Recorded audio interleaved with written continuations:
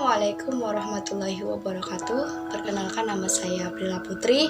Di sini saya ingin membuat video pembelajaran yang berjudul Daftar Pustaka.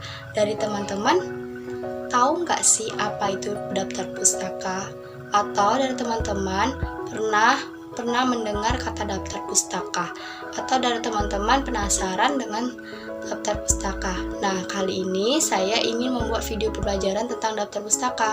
Bagi teman-teman yang penasaran dan ingin menambah ilmu pengetahuan, yuk simak video pembelajaran dari saya. Tahu nggak sih apa itu daftar pustaka? Pengertian dari daftar pustaka itu sendiri ternyata loh teman-teman, adalah referensi atau rujukan yang digunakan dalam penulisan karya ilmiah. Daftar pustaka biasanya terletak pada akhir halaman loh teman-teman. Biasanya kalau dalam buku dia terletak di halaman terakhir. Nah, biasanya tidak dijudul daftar pustaka dari sumber-sumber buku. Nah, daftar pustaka ini biasa sering disebut dengan bibliografi. Teman, tahu nggak sih kegunaan atau fungsi dari daftar pustaka itu sendiri? Ternyata dari daftar pustaka banyak yang kita peroleh. Yang pertama, untuk memberikan informasi bahwa pernyataan dalam karangan itu bukan hasil pemikiran si penulis, tapi hasil pemikiran dari orang lain. Jadi bisa dibilang kita nggak bisa menjiplak karya orang lain, alias copy paste, nggak bisa sembarangan, karena bisa dilaporkan dalam penulisan karya, mengakui karya orang lain, bisa kena denda loh teman-teman. Jadi jangan asal menyebut suatu karya orang lain jika bukan karyanya sendiri loh teman-teman. Nah, fungsi yang kedua yaitu untuk memberikan informasi selengkapnya tentang sumber kutipan sehingga dapat dicek jika perlu.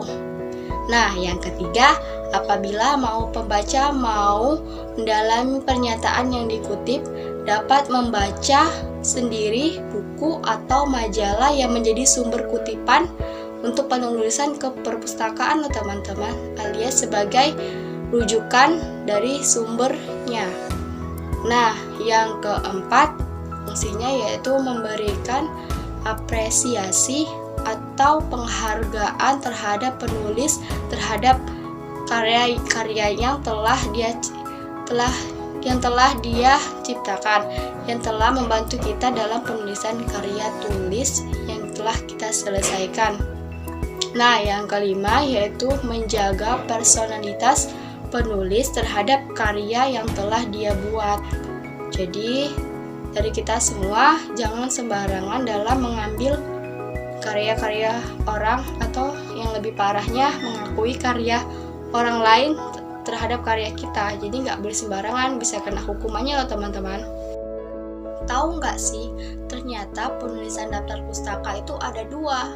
Yang pertama, penulisan menggunakan urutan alfabet, yaitu dibuat dari atas hingga ke bawah, yang misalnya dari A sampai dengan Z. Nah, yang kedua yaitu penulisan menggunakan berbagai sumber seperti buku, majalah, koran, dan buku-bukunya lainnya loh teman-teman. Nah, yang terakhir, penulisan daftar pustaka berdasarkan yang pertama, satu, penulisan nama orang dibalik tanpa menggunakan gelar dan diakhiri dengan tanda titik. Yang kedua, yaitu penulisan tahun terbit diikuti dengan DKK atau dan kawan-kawan. Yang ketiga, penulisan judul buku dengan digaris bawahi atau ditulis miring. Nah, jika misalnya kita menulis daftar pustaka, jika tidak bisa menulis miring, kita bisa menggaris bawahinya loh. Nah, yang keempat, penulisan kota terbit menggunakan titik 2. Yang kelima, penulisan kota terbit diikuti dengan asal penerbit.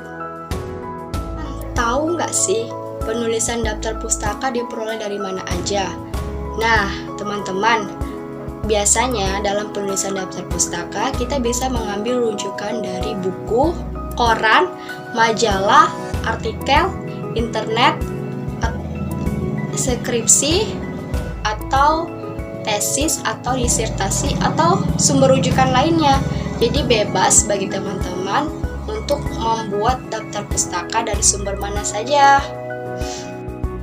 Nah, teman-teman, itu dia adalah penjelasan dari daftar pustaka. Semoga video pembelajaran dan penjelasan tadi bisa bermanfaat bagi teman-teman semua loh, dan bisa diterapkan dalam penulisan daftar pustaka. Semoga bisa bermanfaat ya teman-teman. Assalamualaikum warahmatullahi wabarakatuh.